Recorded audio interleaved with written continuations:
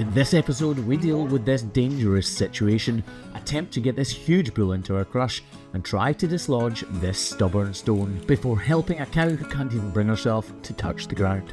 This is the Hoof GP. Welcome to the Hoof GP. We are one herd, one family.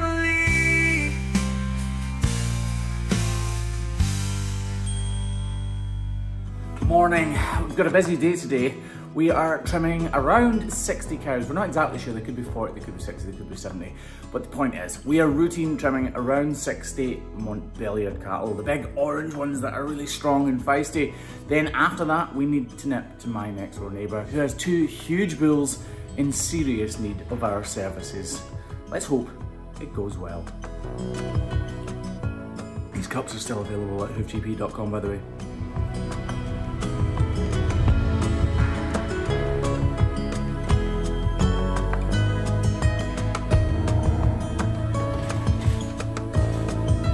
When we arrive on farm, there are a lot of cows waiting on our services, so it's not long before we just crack on and get into trimming these beautiful cows' feet and making them as comfortable as we possibly can.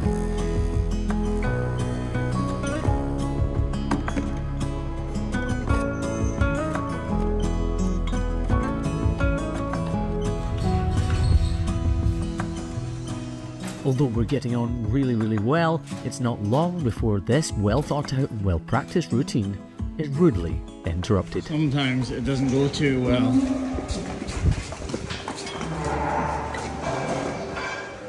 Oh, he's supposed to be in this pen here.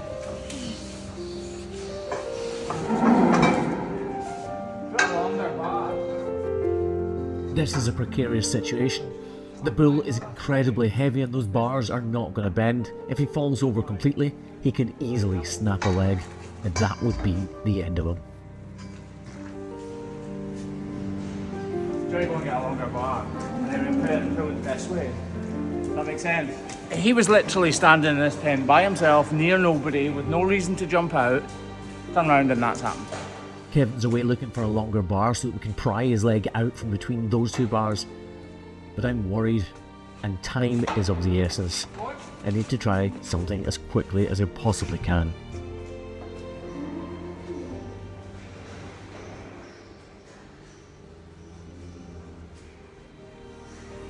This may be completely and utterly pointless, but I feel like I'm standing doing nothing anyway, so I might as well try this. I only pray he doesn't kick me in the face as I'm trying to get the rope around his leg. I pulled down and hard, but it's not working. Time for another angle and another approach. Hey! Come on!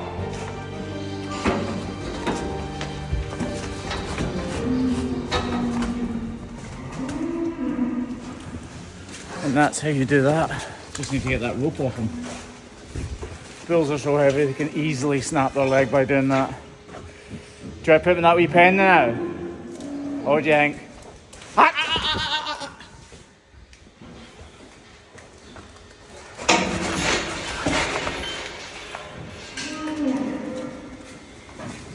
Go on, boy, go on! Go on! Go on!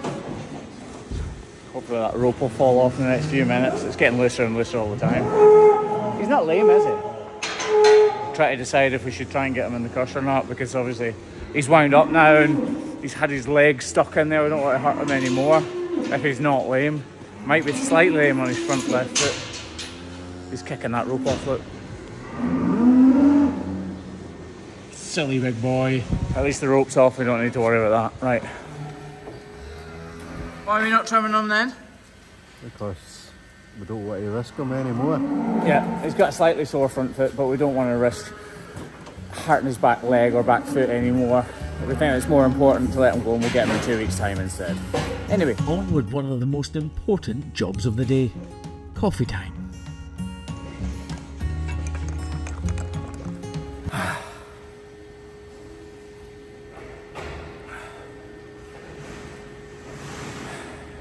Yep.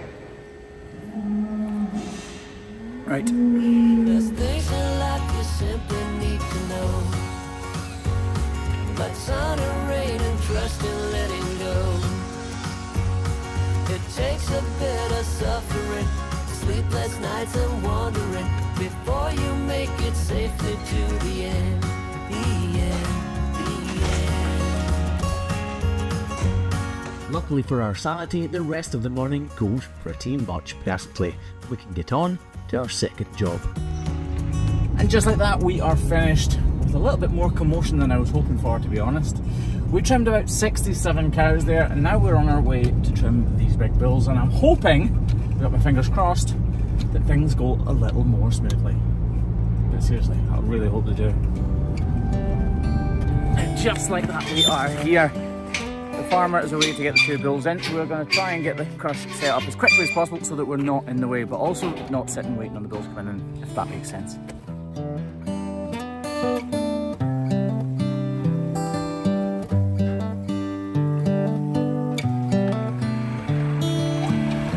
Lovely! In case I need the toilet. And I can feel the sun on my skin.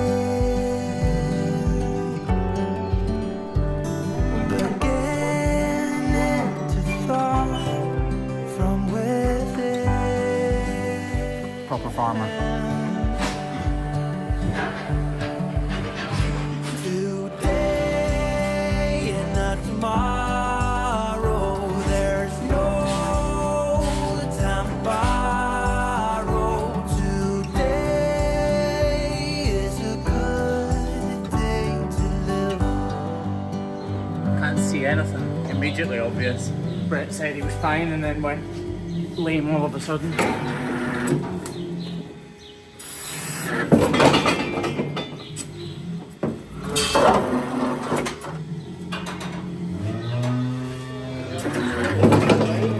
Stop!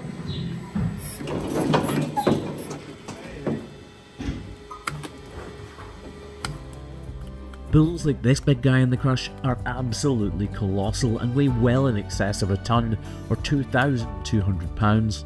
But having said all of that, they can still be incredibly soft when it comes to hurting themselves. My worry with this guy is that it's not his foot that's hurting at all, and that actually it's his leg further up from his foot that is causing him all of the pain and discomfort. Having said all of that though, that outer claw is slightly overgrown, so while he's in the crush, I take every opportunity to hopefully find a problem and prove myself wrong. Unfortunately, a problem is not becoming obvious, so I'm hoping these hoof testers give us a clue. Bubbles from the water it's in, not from anything else. Kev's right, it is soft there, and he appeared to react when I applied pressure. I'm going to carve away parts of this white line and hopefully uncover the source of the issue.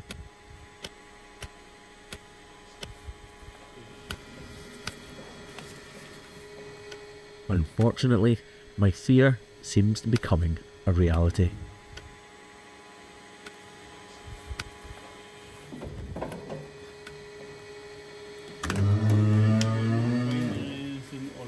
I'm not finding anything. It would appear that the first reaction was not a reaction at all and actually just a coincidence that he moved as I applied the pressure. Unfortunately, we can't do anything to help this bull, but the farmer can, and applies a huge dose of anti-inflammatories to help with the pain and promote this big guy's healing. All we can do for him really is cross our fingers and move on to the next cow. Now this cow has an incredibly sore front right foot and actually doesn't even want to touch the ground with it. I'm praying I can do something about it. The problem immediately seems very obvious, but with this one I make a little bit of a false start. Out of all of the farms that I visit, these cows are probably in the shed least of all, so it just goes to show that cows leading a very natural lifestyle can still become incredibly lame because of the hazards they face just walking around. So this cow's got a growth of teloma up in here and it's got dermatitis all over it. we need to space this out as much as possible to give it room to be squished and not catch on the sides of our feet. We will put a block on it, Kevin. A big one actually. Big one. We're going to put a block on here because this is localised to this foot. Only slightly, but it is localised. It's so hard. There is very clearly a growth for us all to see in between our feet. But believe it or not, that is definitely not the root of our problems, as we're all just about to find out. Soak the life out of the iodine. We'll put a wee wrap on it to try and sink it up a bit, but the wrap will fall.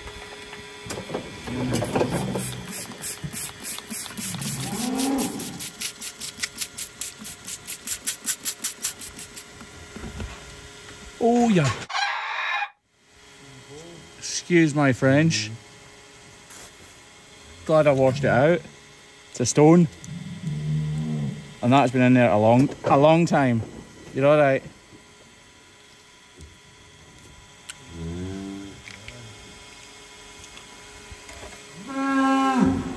Can I get it?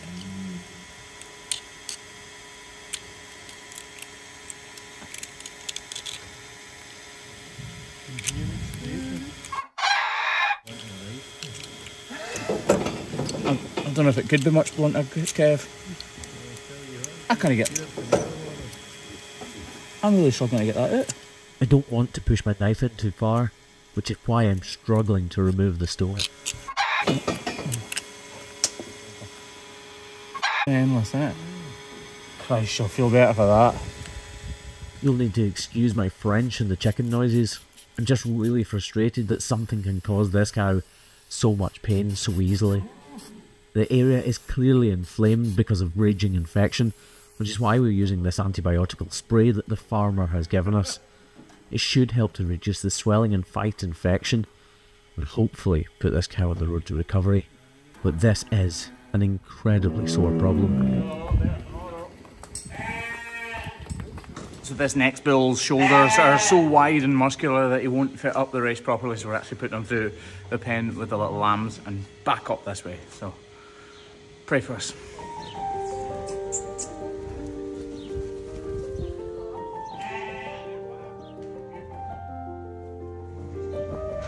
These bulls trim down and lose a lot of weight over the breeding season because of the amount of calories they're burning.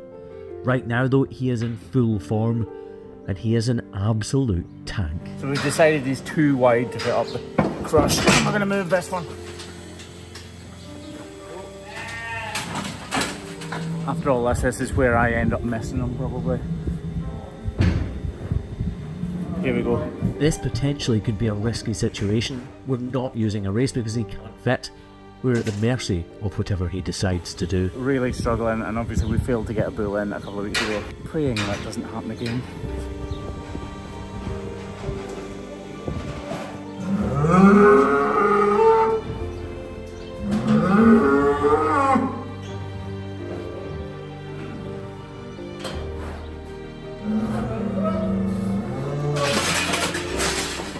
Finally, he decides to go, and I do catch him. All that remains now is to get him up in the air once he's settled down so that we can look at that back right foot and hopefully make a difference.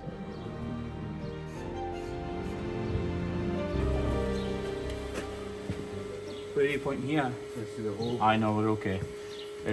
I thought we had a problem right now. Get a big rock, please, Kev. I'm regularly asked if I treat bulls' feet any differently to cows' feet, and the short and simple answer is no. But in reality, there are very small differences.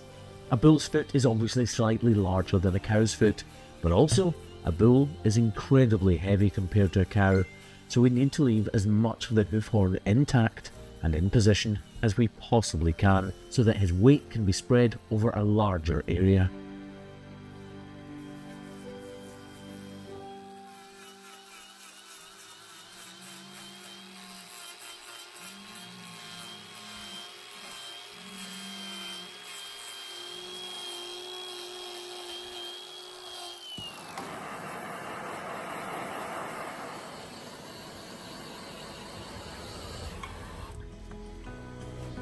This big bull was incredibly lame around a week ago when the farmer treated him at first with antibiotics and anti-inflammatories. That has worked absolute wonders, but in its wake it has left a double sole, a place that dirt and debris can collect. It can congregate and begin to form even greater problems, which is why even though the bull is starting to walk slightly better, it is absolutely crucial to his full recovery that we remove these detached layers of hoof horn. It's just like peeling an onion. The only trick is knowing when to stop.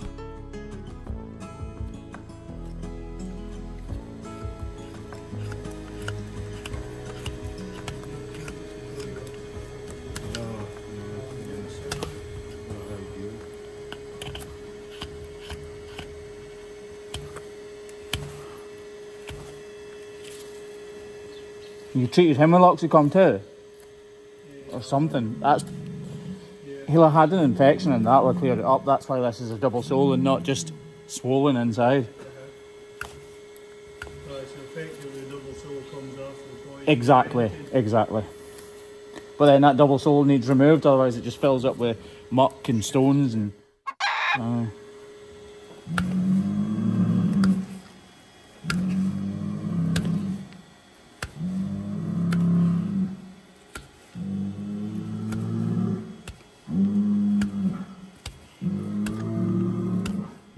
He's starting to raise his voice and protest. This isn't hurting him. It will be slightly uncomfortable, but he's more frustrated at the fact that he's being restrained in my crush right now. I wish he knew it were the lesser of two evils.